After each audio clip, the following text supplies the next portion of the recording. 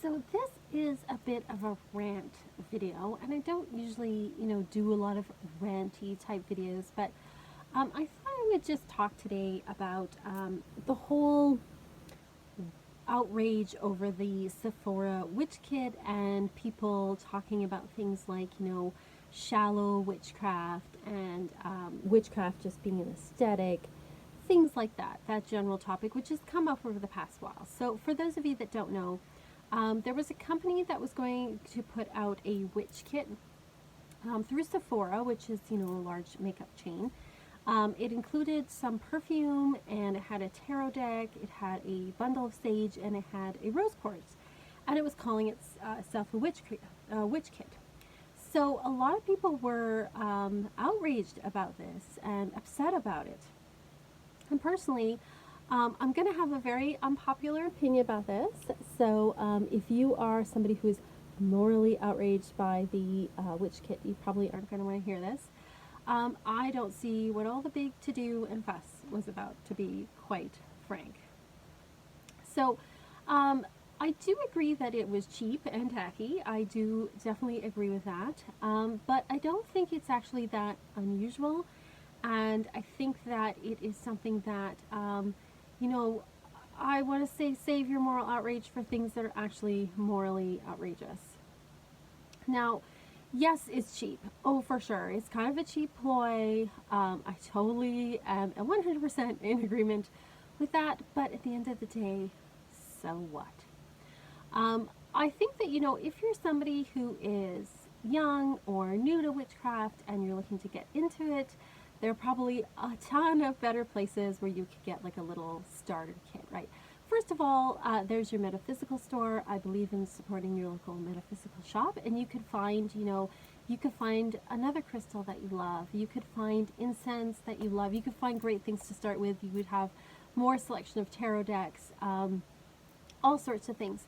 But you know what? When somebody's just getting into something, they may not even know anything about where their metaphysical local shop is. In fact, they may live in a center that may not even have one. So somebody who's maybe curious about it may be going into Sephora to get some makeup or look around, whatever, and see that, and it might have piqued their curiosity, and they may have bought it. The fact that it has perfumes in it, I don't really see what that has to do with witchcraft, but whatever. But you never know how that might have piqued somebody's curiosity, and it may have led them down a road to go find other things. I think most of us, that aren't lucky enough to be born into witchcraft, and I think like 99% of us aren't,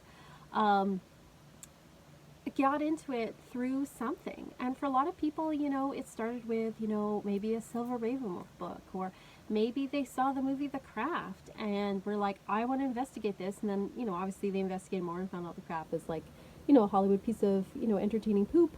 But that's okay. They started from somewhere. And maybe that Sephora Witch Kit might have been the starting point for someone else. Maybe it wouldn't even be a starting point for witchcraft. That might have been just someone who might have got interested in crystals because they picked up that rose quartz, or got interested in tarot because they picked up that tarot deck.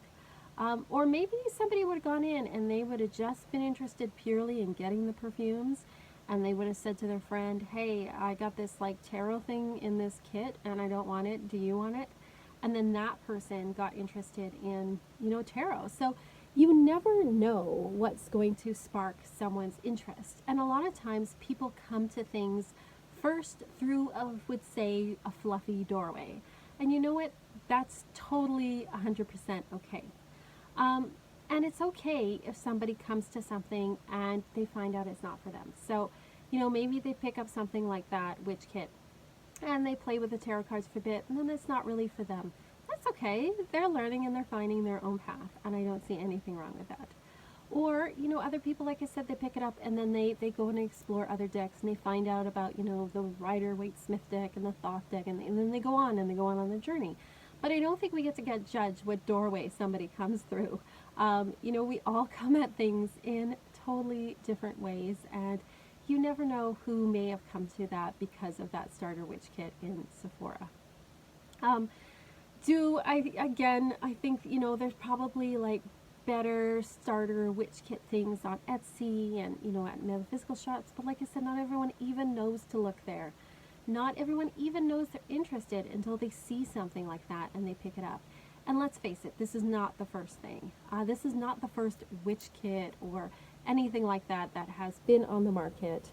I've gone into like my bookstore and seen stuff like, here's a beginning crystal kit and like things like that. I mean, this is not new. It's not a new thing. I think it just kind of, happened at the right time and sort of piqued people's curiosity, and people just, kind of latched onto it. And certainly, there's been some fair criticisms about things like, the over commercialism of religion and things like that. Fair enough, right? But, we live in a consumerist society that people try to make money from anything, and we all need money to survive, right? And you don't know, I don't know the intentions of the people who put together the kit. Maybe they had really good intentions. I don't know the intentions of the artist who put together the tarot cards, so I'm not gonna judge them. That's okay. So, I don't think it's the end of the world. I don't think it's like the worst thing. I mean, witches have been featured in, Hollywood movies, and yes, there's all sorts of like terrible stereotypes and misconceptions and stuff. But all of those things have been an opportunity for those of us who are, really into it, to say, hey, this is wrong, or hey, that's not right, and to speak about it. So there's that. But I also think that sometimes it has led to people becoming interested legitimately in it and exploring and finding more. So I don't see anything particularly, wrong about it. I think, yeah, of course, it's like it's a tacky kid or whatever, it seems pretty tacky, but, again, I don't think it's the end of the world, and I don't really see why people are, morally outraged about it. The other thing too is, there's a lot of judgment going on. Oh, that if you're into this, you're just, you're just fluffy, or, saying that, this materialistic thing is cheapening, Wicca and witchcraft and things like that. Witchcraft is a very personal practice, and it is a practice that involves the use of things. It is a practice that involves the use of material things. And not all of us lives in the middle of a forest or has access to, we can't get rocks straight out of the earth. We go to the store and we buy it, I live in an urban area. I don't have access to, seashells from the beach or water from the ocean. I just don't have access to it. I don't make my own, herbal teas or make my own oils or anything like that. I mean, props to you if you do. That's pretty freaking awesome. But you know what? I work 2 jobs, and I have a family, and I'm an artist and a musician. I'm a busy person. So I go to the store and I buy candles and I buy crystals and I buy the things that I'd like. And so that makes me a consumer. And I think most witchy people are consumers. I also, buy tarot decks and things. And so that makes, that's consumerism as well. And a lot of these companies, that make things like tarot decks and books and, all these things, they're companies that often that isn't the only thing that they make. So they are profiting also from the proceeds of, they are profiting off of witchcraft. I don't necessarily see anything wrong with that. I think exploiting things obviously is wrong, but, we live in a culture where we do have to buy things. We don't really live in a culture anymore where we make things from the earth. Again, if you do, props to you, that's awesome, but most of us just don't live that way. I think the other thing too is, going back to kind of the judgment about it, is there was some, there's been a lot of talk about it, a lot of different opinions, and this is just mine, this is my little opinion.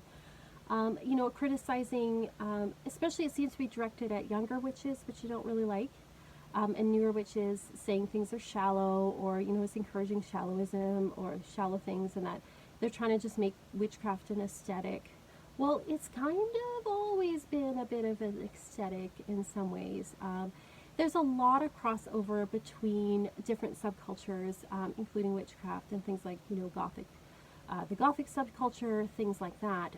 And, there's a lot of people who are involved in both of those things. Again, I don't necessarily see anything wrong with that. In fact, your personal aesthetic can be part of your craft. Again, you do not have to look like what the media thinks of as a witch to be a witch. Of course not. That's ridiculous. Like, not even saying that.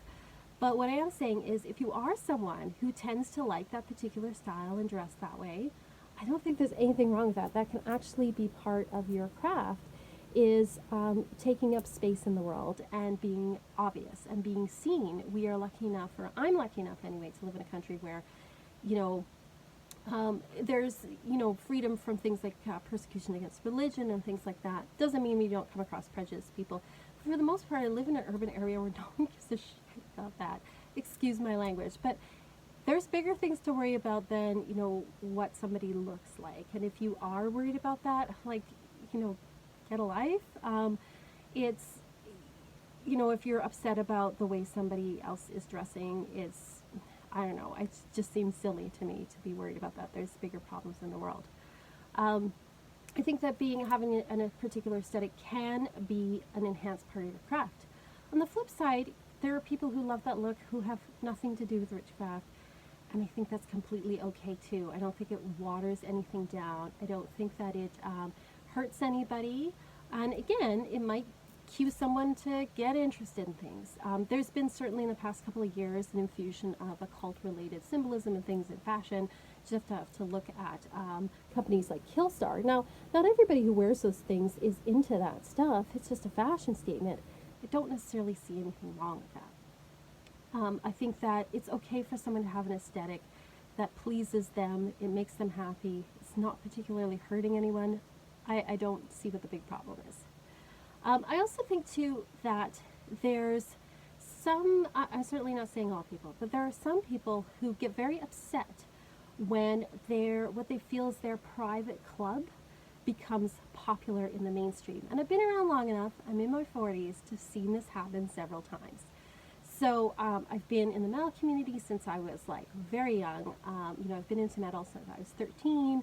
I became kind of part of the goth scene a little bit in my local area when I was like probably about 19, and I've been into, you know, discovered witchcraft around that time as well. So I've seen, you know, I'm not comparing pop culture or music so much with religion, but I do see some similarities in that whenever these things have become popular, some people get upset about it. Some people get upset because they think they own it, that they are like the gatekeepers and the guardians of that thing. And they get angry and they lash out at what they see as new stuff coming out. They call people posers, or say this is shallow, or say that, you know, it's going to water things down, it's going to make it worse, and you should be like this and this. I say take advantage of things when they are popular.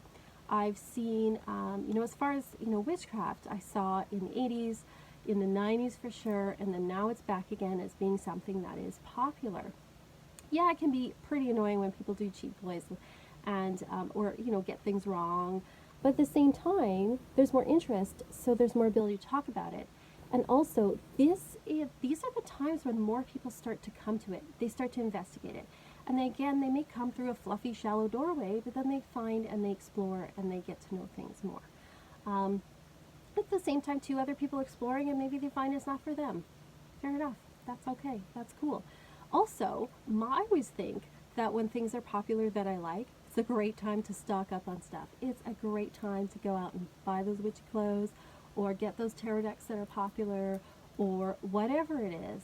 Take advantage of it, because the cycle goes back down again, and then people lose interest and they're on to something else, and it's less popular, and you can't find as many of the things or books or clothes or whatever it is that you like.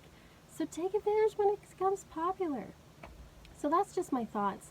I guess that what I'm saying is I don't really see what the big giant deal was. I also think, like, there's so many real problems in the world. Please save your moral outrage and your campaign energy for those things that truly, truly matter, that will actually make a real difference in people's lives. So that's all I have to say. If you disagree with me, put in the comments below why. If it's respectful, I'll totally leave it there. I'm totally fine with people disagreeing respectfully. But if you're going to call me names or something, I'm just going to delete it, so don't even bother.